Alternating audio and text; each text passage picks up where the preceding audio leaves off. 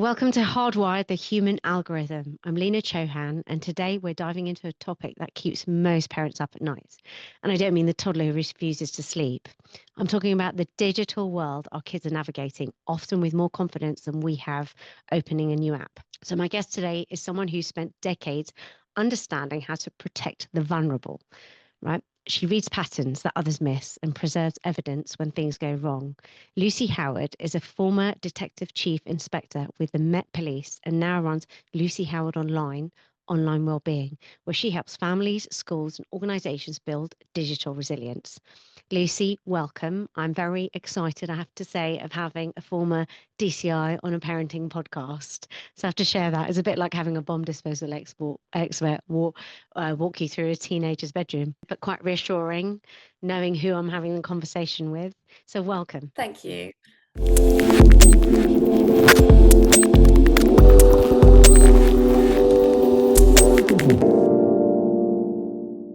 You've had what I think of as two careers that are following one mission, right? You're safeguarding vulnerable.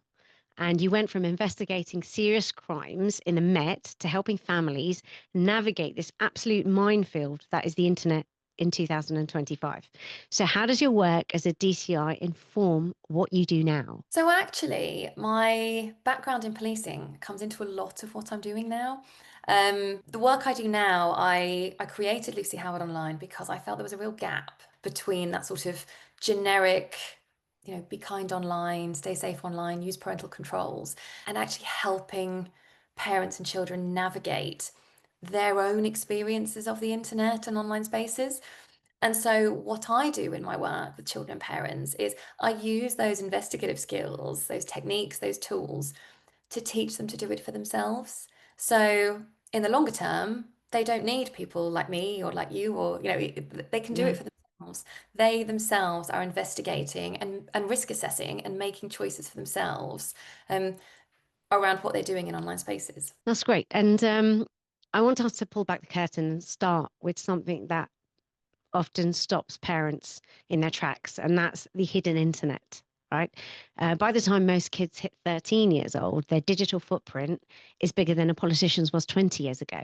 So, from your background, or the investigative background, what would a footprint that size have told you about someone? So, when it comes to digital footprints, I think as parents, we all have to be held accountable. And it's always uncomfortable because, we use that term sharenting, don't we? But I read a statistic the other day that said 92% of 2-year-olds already have a digital footprint. So, that's not them giving themselves a digital footprint. That's us. That's on us. That's parents, that's grandparents. And so I do think we have to be alive to what we are putting out there about our children into the online world.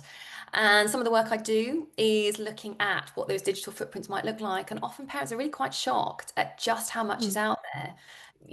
Those birth photos, those first day at school photos, and then information that others are sharing on as well. When you actually put it all together, actually, Yeah. it can be quite a comprehensive and detailed and informative slide of who somebody is. And that's what I think it was Barclays Bank raised, that that's actually one of the biggest risks to our children and young people now for identity fraud is all that information that we've put out there. So yes, I mean Yeah. if you're looking at and it's tricky because in the same way, if you were looking to go out and go on a date with someone, probably the first thing you'd Mm. do is Google them. And if there was no digital footprint, that would ring alarm bells as well. So there's a balance to be had. But I think for me, the big risk is what parents are putting out there alongside what children, what friends, grandparents, what we're all sharing. But if your Yeah. controls aren't tight enough, um, you run the risk actually of sharing quite a lot about your children outside of what they're sharing. So I think parents themselves need to be a little bit more accountable around that and just think before they post. Do you think that awareness is growing? Though I'm definitely seeing, although I don't really follow anyone that shares pictures of their children, but do you think now with so much media attention on this, on children's right, the online safety act, all these, the cases coming out of kids harming themselves when they're using social media, do you think parents are becoming more aware, or do you think there's still a large percentage of people who are still almost like ostriches, like, heads in the sand type of thing? What are you seeing? So I think we're starting to post less, aren't we? But Yeah. I still see it. Certainly, I think on things like Facebook, Mm, Instagram, I think a lot of parents think if I have my control set to private, then yeah. it's okay to share. And they're not understanding the implications of uploading those photos and who then owns those photos and what could happen if their accounts were hacked, where those photos could be taken to. I think there's just a lack of understanding around ownership once things are uploaded. And I do think Right. sometimes our generation does fall foul to thinking, well, we've set up privacy control, so we're okay. Yeah. So do you think if they think the default is okay, we're private, we're okay? Whereas I've now worked with AI tools that when parents used to put emojis on their kids' faces, I can wipe that really easily now, and I think an idiot can do that now if they've got the right app. So what would you now like? What would be the message that you think would be strong enough to create some behavior change with this? I think we're getting there. I think things like this are helpful because, parents watching this, that might be enough to make them think, oh, actually, I'd never thought of it like that. Yeah. I can share photos of my children in different ways, um, or I can be a little bit more careful in what I'm sharing.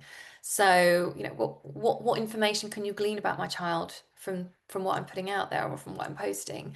Yeah. I also think there's a lot, certainly on things like Facebook, where people are sharing and actually, when did you last check who is in that contacts list? When did you last Yeah. go through it and check who you are sharing this photo with? Because we forget, don't we? We've sort of normalized posting these photos. But actually, when Facebook started to become a thing for our generation, we were accepting people, we might have been to school with and haven't seen in 30 years. Um, Yeah. so so we're sharing quite a lot about ourselves and our children with people we don't really know and have absolutely no idea of who they might share that onto or who has access to them. Yeah, so I think it's making them aware in an easy, digestible way because whenever I have conversations with parents, I get the same feeling. Everyone has a sense of powerlessness and they feel, oh no, we've done the basics, we can't really do any more. It's out there, so who cares now? And that's what often, I get even last week I was doing a parent webinar and they were saying, well, I've got nothing to hide. The parents were saying, well, we've got nothing to hide. So what's the problem? And I said, well, the fact that you don't know the implications of that means that we all in the field have to do a much better job explaining what could actually happen to that data. And I think when especially not just in terms of paedophilia or harms, when it comes to not just from a perspective of when you share photos, it could go into bad actors' hands, paedophilia, deepfakes, not just for that, but in terms of, what actually could happen to our data, what actually could why are these data points being collected in the first place? So I think that people like yourselves and myself and everyone in our field, we need to do I think a much more bolder job of explaining risks in a really simple way. I think that we have to explain a lot of this, like the basics of what happens to data and what can happen to data in the next few years, which was once imagined would only happen in 20 years. I was speaking to Meta last week, and on their glasses, on the Meta glasses, and just I was in shock because I just think, wow, the breach of privacy of someone wearing these glasses is just beyond me. I mean, they've got some fantastic use cases, but you know, ultimately we're in a world where they're more bad actors with a lot more power. So I think in that sense, we have to be a lot more careful. Right. So I want to talk about another layer that actually terrifies me more than the actual feeds on socials, and that's what's in the news a lot lately. It's the AI companions, like the digital friends, the AI friends, and the friends that never sleep. So they're chatbots marketed to kids as young as 8 and 9, right? They simulate empathy, they remember conversations, they never reject you, constantly affirm what you say, and they never judge you. And I think that could feel incredible for a lonely child or an insecure child. Like what do you think of that, given it probably in some stages would feel like a lifeline to certain children? So I think for parents, I think one of the biggest risks is the lack of awareness around Yeah. what's out there and if their children are using them. And some of the apps, they hide it well. So, for example, Snapchat, Mm, the My AI, you can rename it. So, yeah, you might think you're doing a really cohesive look at your child's phone and doing a good job, but actually they've renamed the My AI. So yeah, you don't know it's AI. So you think they're conversing with a friend. yeah, Um, so I think that's half the battle is actually knowing what AI they are conversing with and what they're using it for.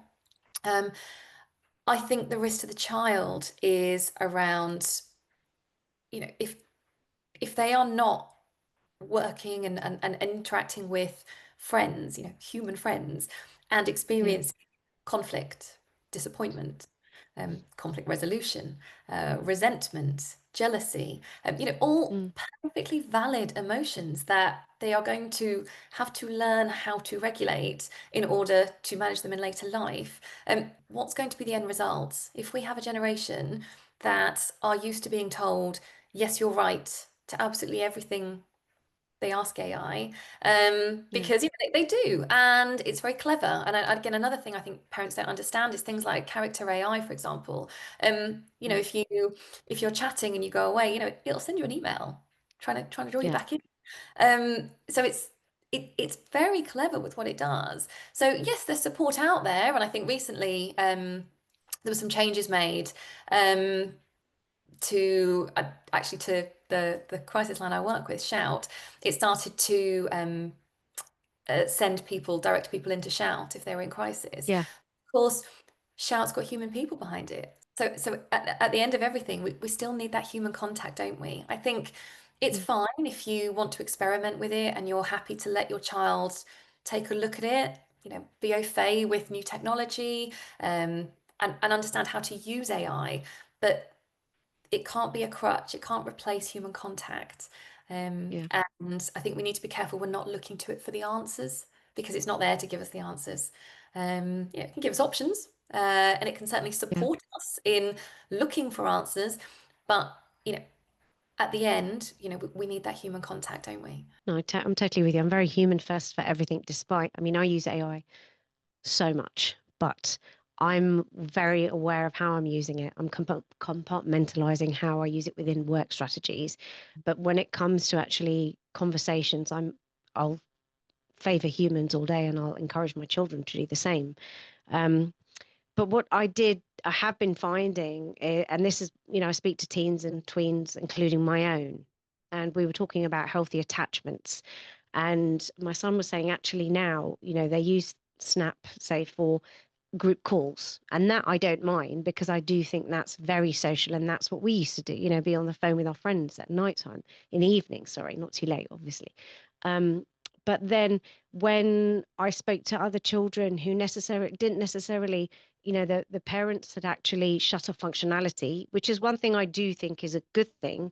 But at the same time, this is an unpopular opinion, especially as I'm quite against social media generally for younger children. But it did stop connection for that person.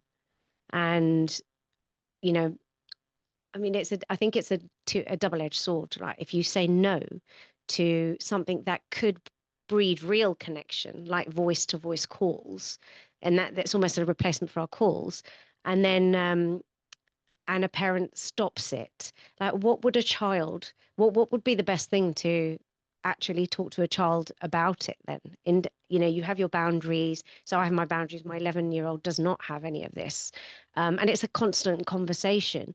But now she's hearing her older brother talking to all of his friends on the phone, and they're having actual real life conversations. She's hearing them laughing, working out together, and it's actually, I've seen a side which makes me uncomfortable because I was so against it. even a month and a half ago, I thought no, and I'm very strict with the limits on times. I use Custodio, massive advocate of that.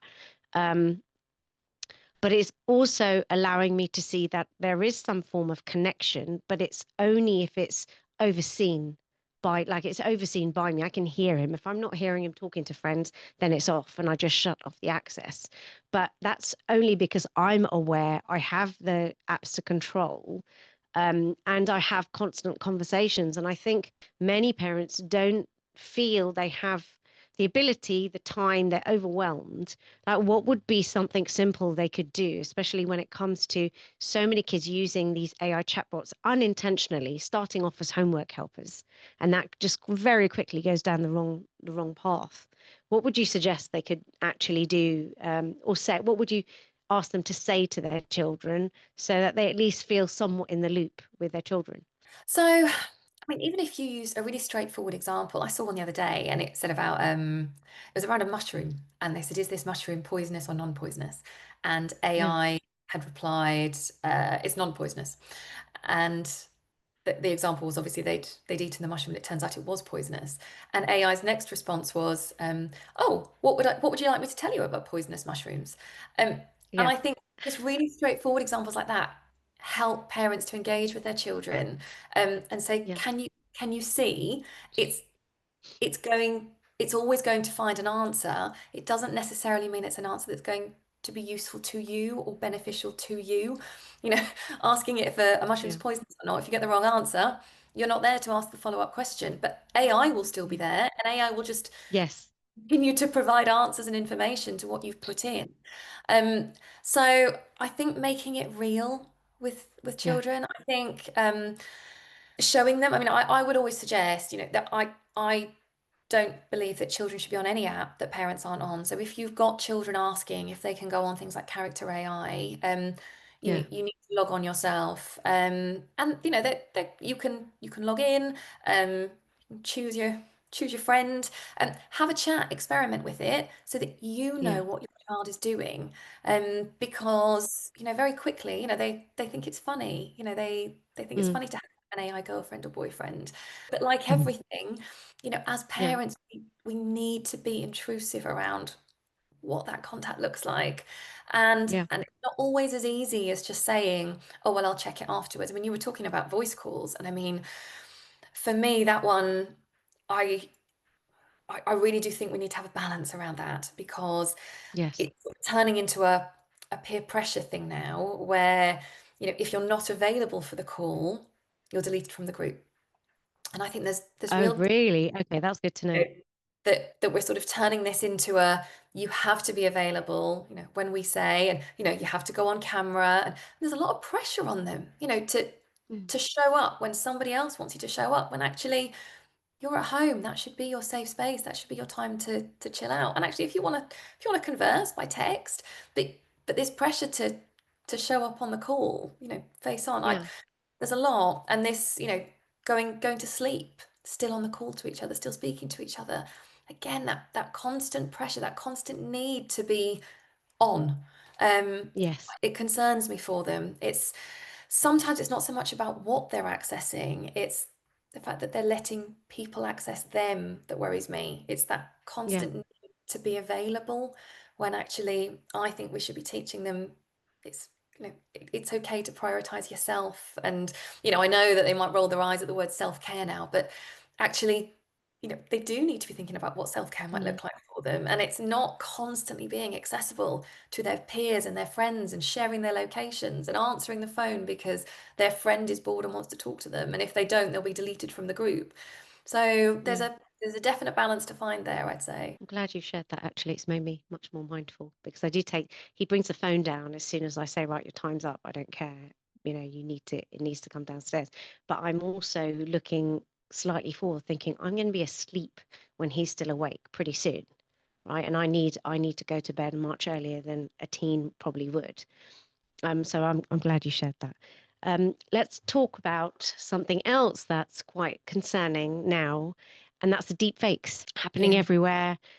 Deep fake porn, deep fakes of children almost, and classmates. I spoke to a school last week, 2 weeks ago, where one of the one of the group, well, one of the cliques in the class just took Instagram pictures. And I know this is very common. I've heard it happen many times.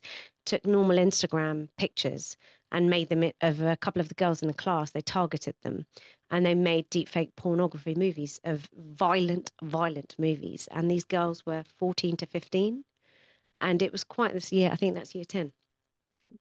Like, honestly, having a daughter as well myself, I'm thinking, wow, how would that actually feel knowing that you had no control over that narrative? People would immediately believe it and not assume it was a fake.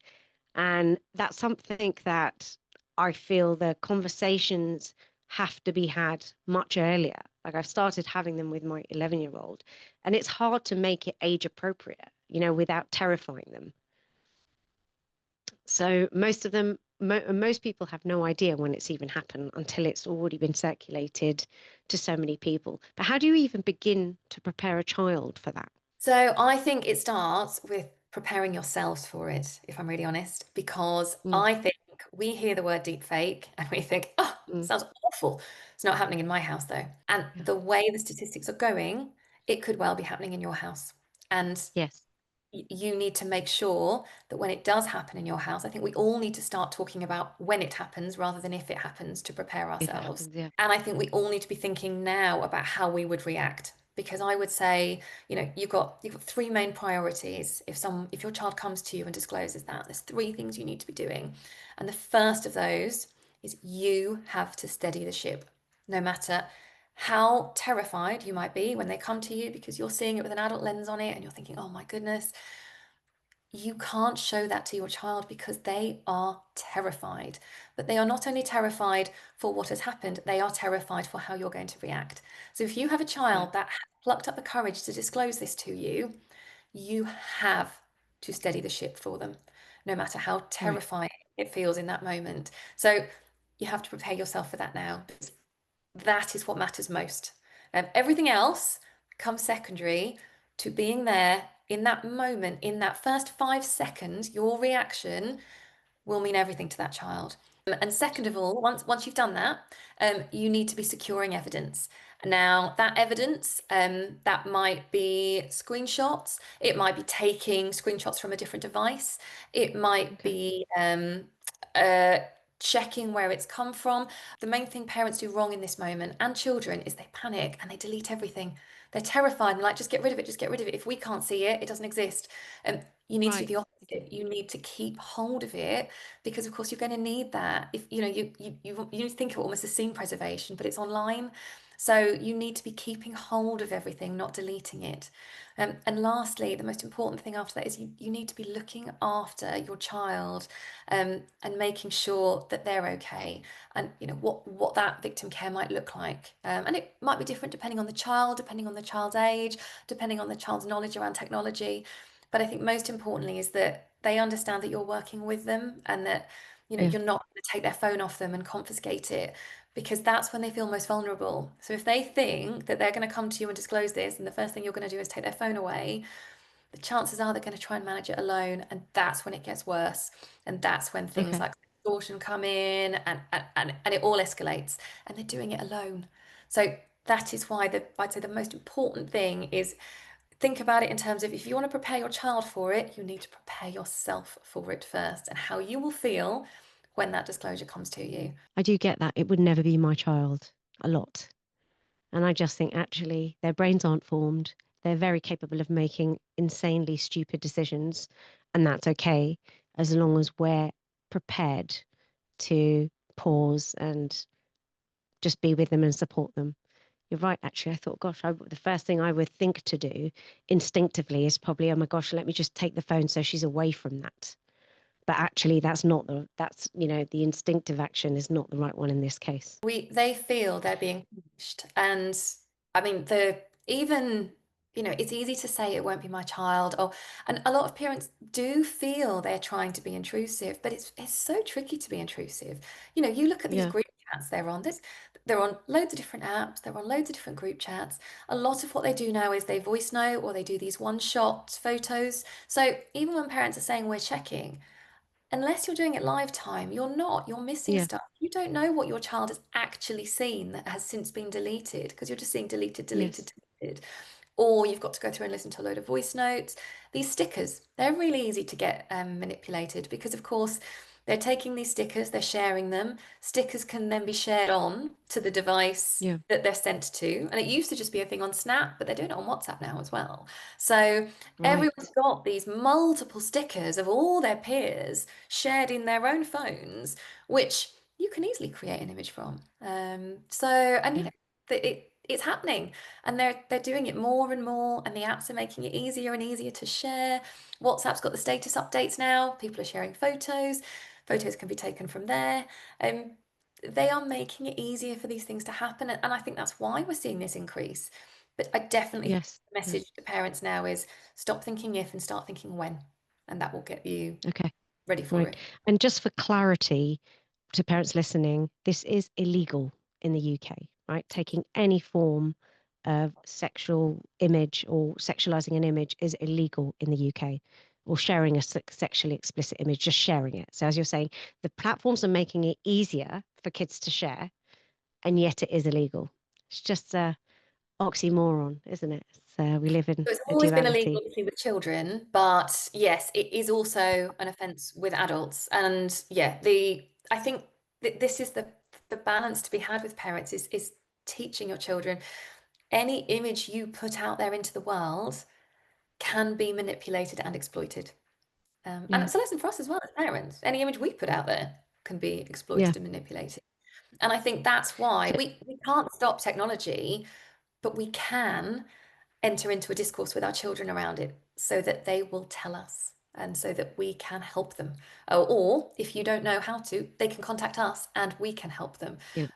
But we can't Yeah. do anything if a child is up in a bedroom panicking about it on their own. And how would parents actually report this? So you can report it to the platforms, you can report it to the police, but that's why you need the evidence chain. So you need all the Right. Okay. screenshots, you need website that anything that is linked to the deep fakes or the sextortion or anything that might be going on in and around it, you need to be preserving all the evidence around it. Don't delete anything. Okay. Thank you for that. That's incredibly important to understand. Okay. I want to shift gears slightly because while we're talking about these heavy topics, there's also the everyday battle of what's happening in homes across the country, and it's called Fortnite. One of their favorite games, Fortnite. I will mention Roblox in a bit, but a lot of parents are at war with kids about Fortnite, Roblox, or whatever the latest obsession is. And I think most parents have had that moment where they just want to say, just get off that game. And the children will look at them as if, what are you doing? You're interrupting my social time. So, from a professional perspective, what shifts when parents stop seeing gaming as the enemy? Because I think just trying to shut it down does not work. So I get a lot of gaming inquiries from parents, and I think the main issue is a lack of understanding around it. I think Mm. we see it as yet another screen, yet another device, and we forget, don't we, to maybe investigate with our child what the draw-in is, what the buzz is, what are they getting from it?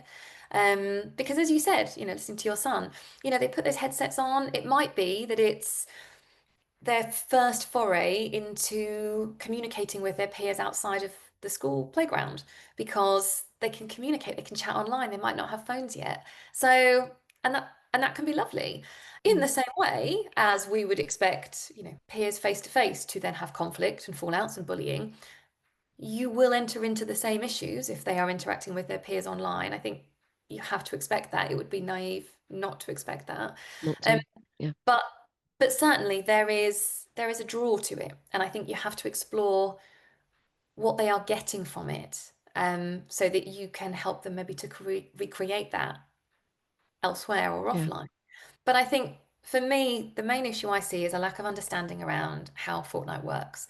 Yeah, so one of the main things I find when I speak to parents is they don't understand how the game works. They'll say things like, "Oh, I'm worried my child's addicted," because they can't come off, and I tell them to come off and they get really angry. But actually, Fortnite is very clever in how it works. There Mm. is no pause. You play the game. So if you're in something like a battle royale, for example, a battle royale lasts about 20 minutes. There are 100 people that start the game, and it's whittled down to one winner. And until you die, you are in that game. You can't pause it. Now, if you're playing with peers and you're playing as a squad, then three of your friends are relying on you to help them win that game, Yeah. on place in that game. So if you're halfway through it and, you know, we shout to them to come off because their dinner's ready or they've got to leave or we need to go somewhere, to them that seems unfair. And in their defense, I'm not sure any of us would expect them to, leave a football or a netball or a hockey match halfway through. We would say, no, no, Yeah. we understand you've made a commitment to your peers, so we will wait to the end of that game. And Fortnite works in the same way. So sometimes it's just about changing the dialogue we have with our children and saying, okay, well, you can play one more game, or you have until 6 o'clock. It is now 5:15. So the choice is yours. But if you choose after ending your game to go on for a second one, you might not Yeah. finish in time. But that is a Right. choice Yeah. you're making. And I will pull the game at 6 o'clock. So they're empowered. They're making those choices for themselves. They understand when this game is over. And a lot of feedback I get is, yes, when I've said that to my child, they'll say, okay, and they hear them saying to their peers, all right, I'm allowed one more, then I've got to come off. And it Right. shifts it, and they feel empowered because they feel they have some control over what they're doing. And autonomy is something that children lack. So any Yeah. little bits of autonomy we can give them around their choices can only be a good thing, so long as it's in an environment where we're working with them on it and not just pushing them out there and saying, well, go on, you do it for yourself. So it's giving them ownership. You're right. They do love that. Definitely. Now, let's talk about something that I think catches a lot of parents off guard, and that's surveillance, AI surveillance, even in schools, because it's not just the platforms that are watching our kids, it's also the schools. And I'm not, if you think of the kind of tools that they're using now to analyze tone, to facial expressions, even keystones, and then there's this photo app called Splat that I was sent an email on, and it was almost impossible to opt out of because you had to send an image to them to opt out of it, which I thought was defeats the purpose of doing that. And that's with a lot of the AI tools and ed tech that comes into schools. So what are your thoughts on that? I think, again, it comes down to what do parents actually know? Because, when you think about the amount of data, if they're monitoring keystrokes, for example, on devices and Chromebooks, um, they hold a lot of data about our children, don't Yes. they? You know, literally, how fast they're typing, what their issues might be, what they're better at. Yes. There's a lot of information there that we ourselves might not know. So Mm. I think it's important to know perhaps what they're doing with that, how it's being stored, how secure it is, what it's being used for. And I think, again, we've almost normalized it. And maybe we're Yeah. therefore not asking as many questions as we could around it or being as curious as we could. So I think, yeah, there's an element there, I think, of maybe putting ourselves out there a little bit more to try and understand it. Yeah, it's true, actually. A lot of the parents that I got accused of fear mongering because I was pointing out that the children have Google Classroom, which has tremendous utility and necessary, but now they're Google Classroom embedded Gemini and Notebook LM. Yet the teachers haven't been trained on it properly. It can't, they haven't been taught how to embed it into the curriculum, into what they're teaching. So it's almost like we're in a free for all at the moment. This very messy part where, okay, the kids will figure it out. There'll be a couple of generations where it will be a shit fest, quite frankly. Um, but I just think that's really irresponsible of educators and, well, senior leadership teams, not educators, and also, given that the tech companies do lobby schools and groups of schools, especially when it came to COVID, it was just such an easy sell for them to it was almost like a dream come true, I thought, for the tech companies that now, okay, all of our tools are embedded into children's laptops, Chromebooks, and it was like a sweet shop for them, I think.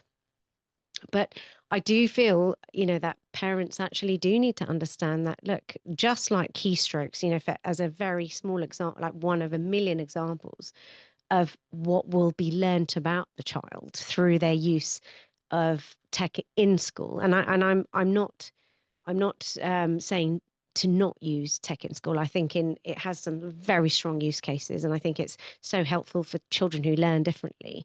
But ultimately, I think it's really irresponsible giving access to these tools to teenagers whose brains do not think logically at all times. Quite honestly, even the smartest children, even the most you know fastidious student is not always going to be able to use these tools responsibly, especially if they're not guided through them. And we were all given ChatGPT, where we were actually the product. And obviously that's the most well known because it was first to market, massive growth. It's idiot proof, like literally someone without a brain can use it.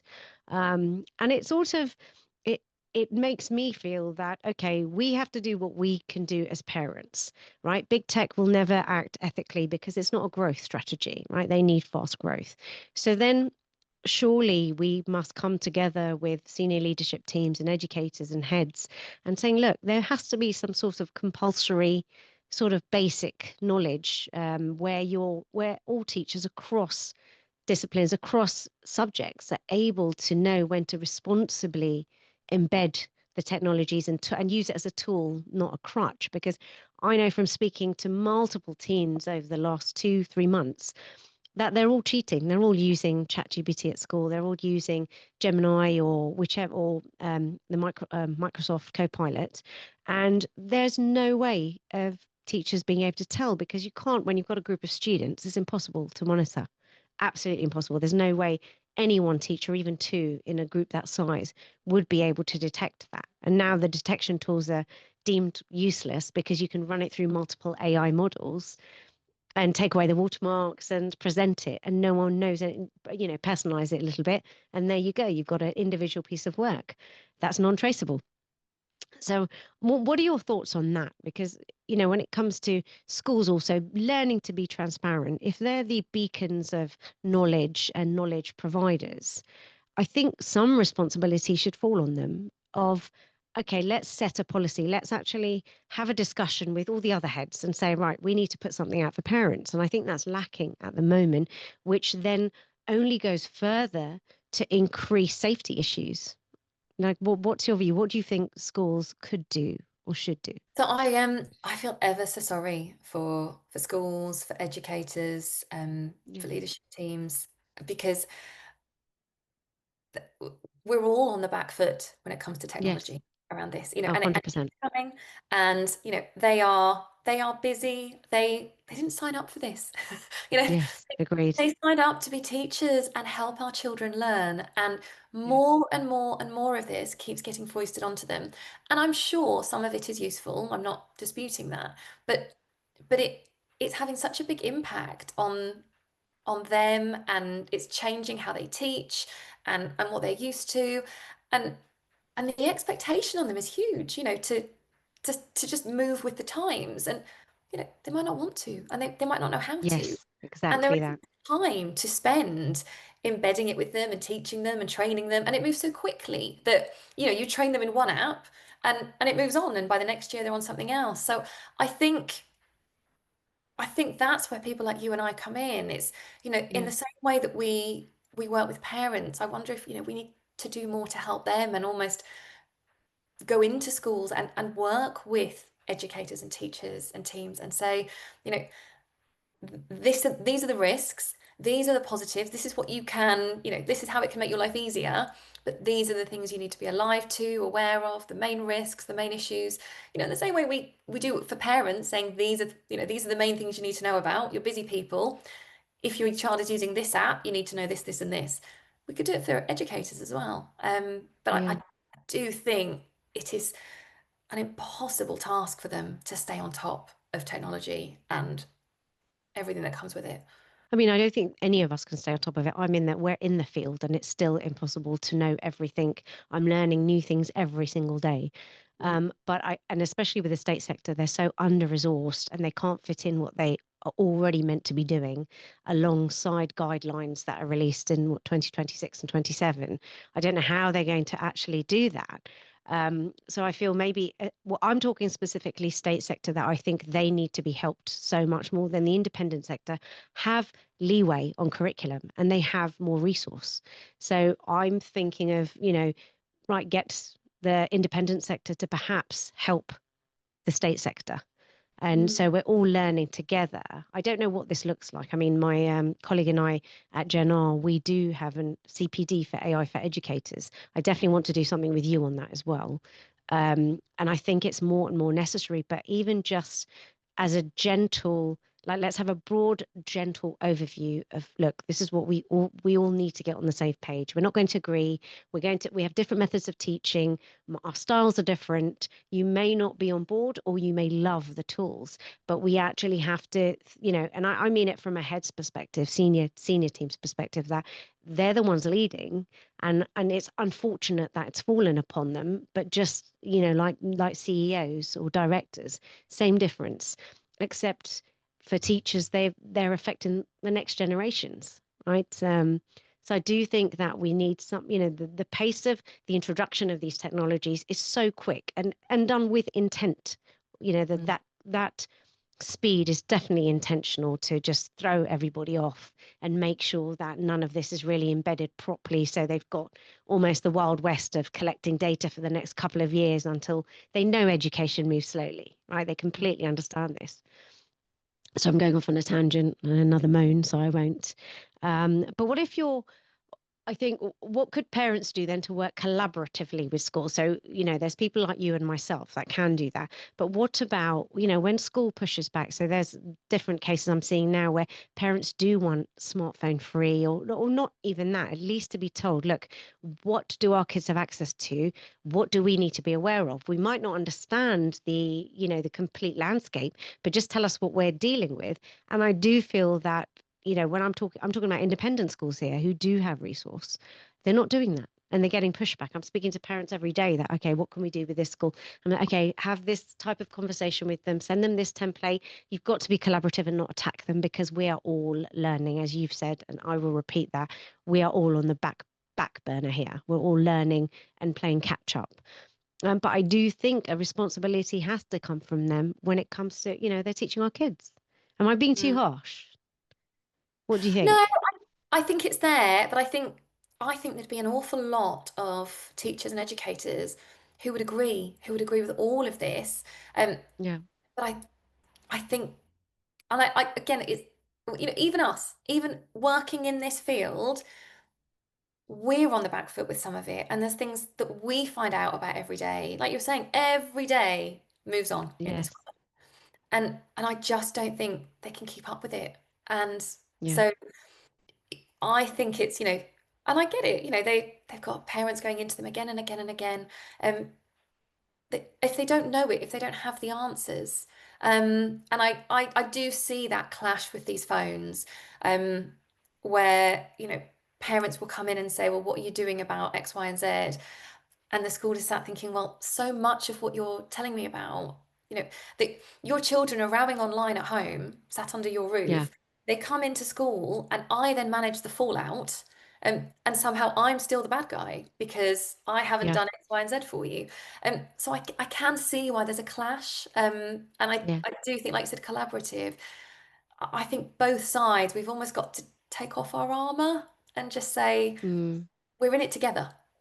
We are in it together. Yes. We both want the same thing. We both want these children and young people to grow up being the best version of themselves that they can be. We all want that. So let's stop attacking each other and look at what the problem actually is here. It's not you, it's not me. Let's work together. And I'm not sure we're doing that at the moment. I think we're all looking for somebody else to blame. You and I are definitely going to be doing this in the future for sure. I think it's needed. I think, yeah, I I think, think it's needed, but even the way you're framing it, it's gentle. It's not attacking, so it doesn't immediately cause for the defensive to go up and try and protect the school's reputation. Even that's not at stake, but that's what they essentially always do, don't they? I yeah, want to talk about something that you're uniquely positioned to address, and that's the trauma loop. right? So what happens when online harm follows kids home? So I think this is an area that parents can actually start to do a lot with. Um, I think a big issue for our children and young people is the fact that what happens online tends to remain covert and private because they are really nervous and anxious about coming home and sharing with parents what's happened. Mm. And the main issue, as we know, if you take something like bullying behavior, um, they need that covert private nature in order to thrive. So the second we tell someone about something bad, we take a little bit of it away, don't we? If we think how we feel when something awful happens to us, the second we tell just one other person, that feeling dissipates. And so we need to be making sure our children are doing that with us, not just about things that might happen in the offline world, but we need to start making sure that's happening in the offline world. And I'm not sure we are getting that quite right now. I think children are very anxious and very nervous to come home and say when something's happening online, because they are scared that those devices will be Mm. taken off them.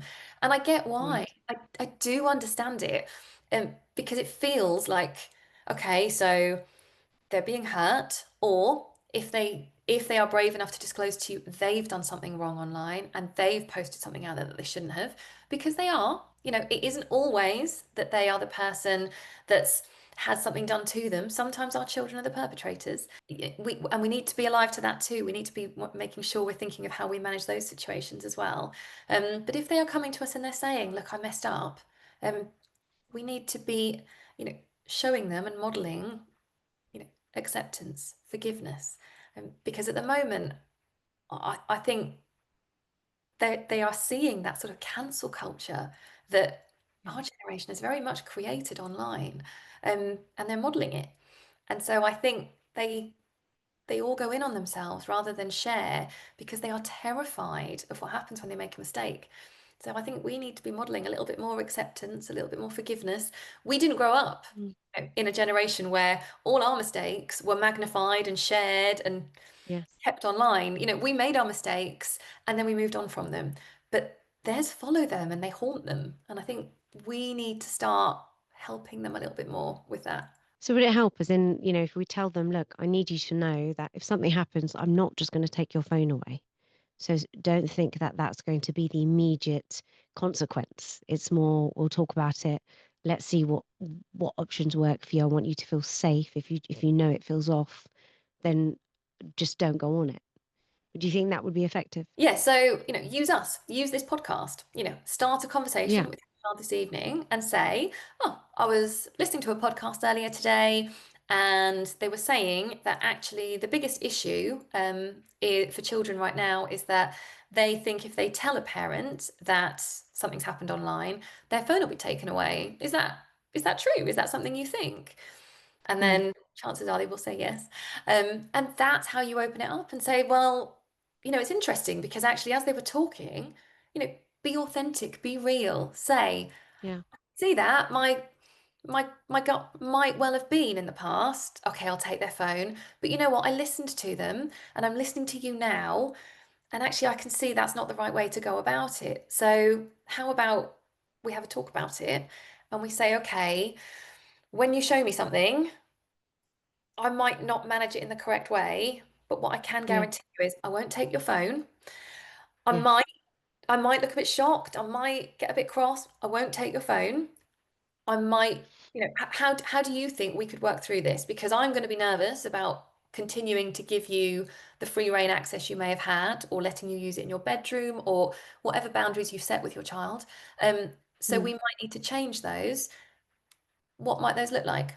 But, my guarantee is I won't take the phone. So Yeah. let's work on it together. Let's collaborate. Let's empower them so that they feel involved, they feel included, and actually they'll like that you're opening up that conversation with them. And hearing that you've seen, actually, I can see now that just taking your phone off you, if you're being bullied online, um, Yeah. and I take your phone away from you, I'm I'm punishing you for the fact you've been bullied. I'm in my head, Yes. I'm keeping you safe because I'm taking it away so you Yeah. can't see it. But it's still happening. Whatever the harm is, it's still going on. Just because you've taken the device doesn't mean it's stopped. That's powerful. I love that.